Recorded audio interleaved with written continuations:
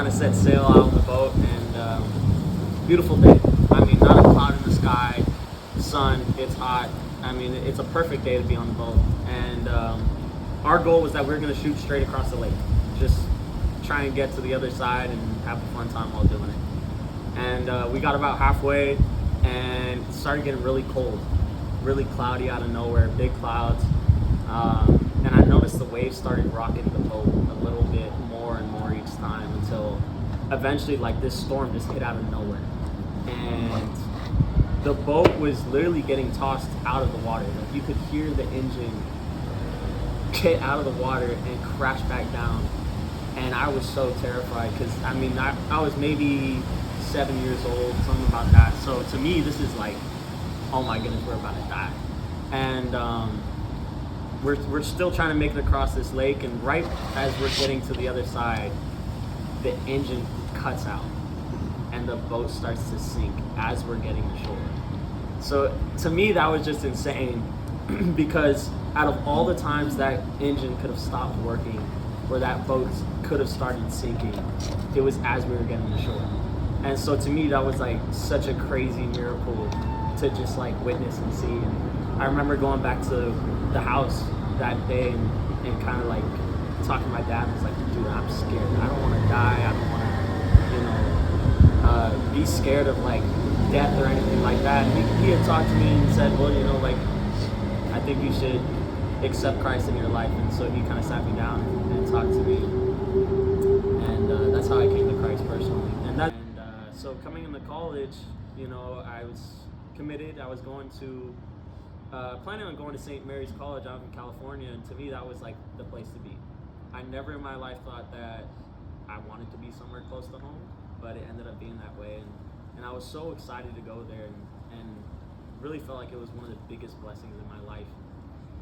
And 2 summers ago I was playing in Illinois, and I was playing with a couple other kids that were committed with me, and one of them came up to me one day and said, hey, did you hear the news?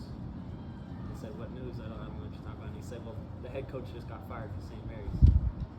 And my heart sank. Man, I loved these coaches. That was like the reason I committed to St. Mary's. These guys made me feel like I was at home.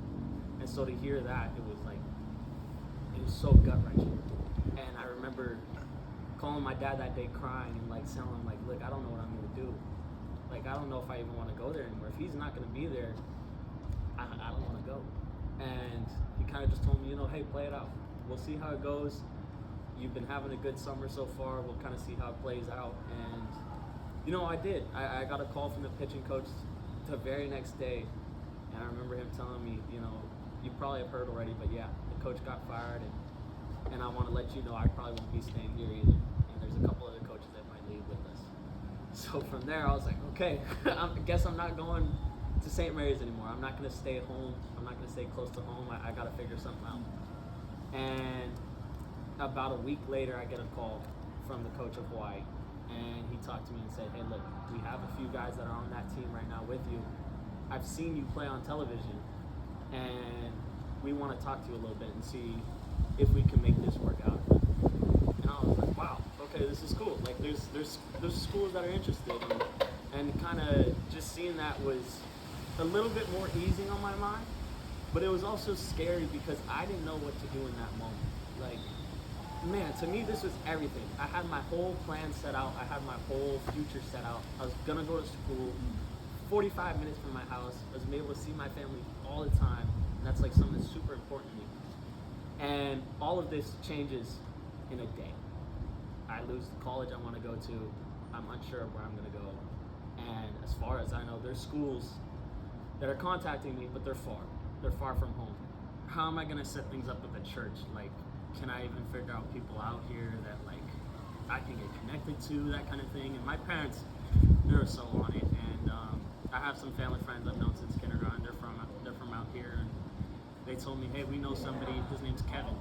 I don't know if you guys know Kevin Ifanaku, but I met with Kevin, and he said, hey, like, I got this guy, he's super cool, you might like him, his name's Kinzer. I said, okay, like, I guess I'll meet him, like, sure. And he gave me his number, and I remember Kinzer was like, hey, let's go get lunch or something, and I was like, okay, cool. And so we got lunch, and I remember meeting him, And he was like, oh, what year are you? And I kind of told him, yeah, I'm a freshman, this and that. I go, what year are you? Like, do you play basketball? And he was like, dude, I'm way out of college. Like, I've been graduating for like years now. Okay, I thought he was a student athlete, but no, it was really cool to sit down with him and just kind of understand that there's a community here and that there's people around to kind of help me out. And like I said, that first year was rough, being far from home. I had big plans coming in this season.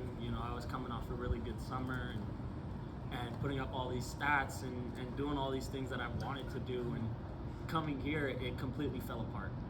Couldn't sleep, couldn't eat, like couldn't even perform in baseball. It was horrible. I had like just the worst all-around experience I think I could have had coming into college.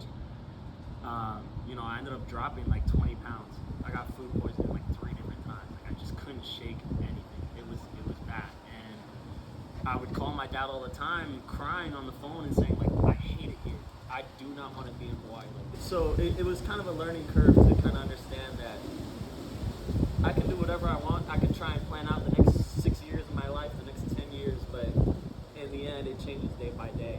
And I think God just kind of led me down a path to realize that not everything's what you want it to be. It's a lot more different. And if you guys would like to, I'd like to turn to Psalms 28. Blessed be the Lord, for he has heard the voice of my pleas for mercy. The Lord is my strength and my shield. In my heart trusts, and I am helped. My heart exults, and with my song I give thanks to him. The Lord is the strength of his people. He is the saving refuge of his own. And to me, it was so interesting to kind of read this verse, because I remember the day I found this verse. I was sitting down at my desk in my dorm, and I was so confused on what to do. And I was so confused on like what the next move was to get out of like this funky, weird spot I was in. And I remember I had my Bible in my drawer and I opened it up and I was like, you know what, maybe I should like open it up and see what happens. And so I remember like sitting down, closing my eyes real quick, and I was like, God, like show me something. Like I feel like you're trying to say something to me, but like show me something. I'm just gonna open up this Bible. I'm not even gonna like try and figure out a spot to start. I'm just gonna open it up. And I opened up to that exact verse, and I read it, and I was so calmed afterwards. I was like, man, I got nothing to worry about. The future is the future. You don't have to worry about tomorrow, because tomorrow has its own worries, and today has its own worries. And so that was kind of my thing of like, okay, he's there. He'll always hear my pleas of mercy, and he'll always be my safe refuge. He's my shield. So he's there to protect. He's there to help me out. So the second verse I want to get into is Jeremiah 29:11-13. And that says, for I know the plans I have for you, declares the Lord, plans for welfare and not for evil, to give you a future and a hope. Then you will call upon me and come and pray to me, and I will hear you. You will seek me and find me when you seek me with all your heart. God has a plan. He has a next step for you. You don't have to worry.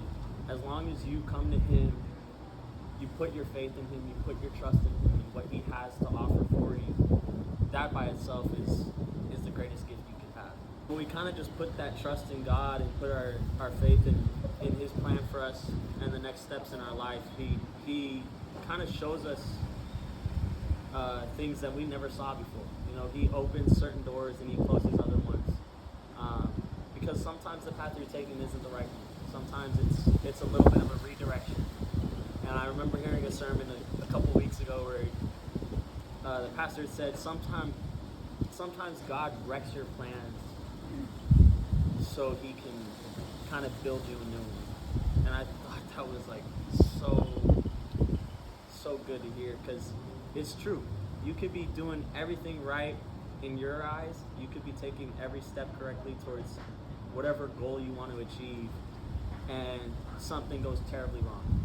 Whether it's an injury as athletes, whether it's just a mental thing, whether it's a physical thing, things change. And so to kind of just understand that, like, man,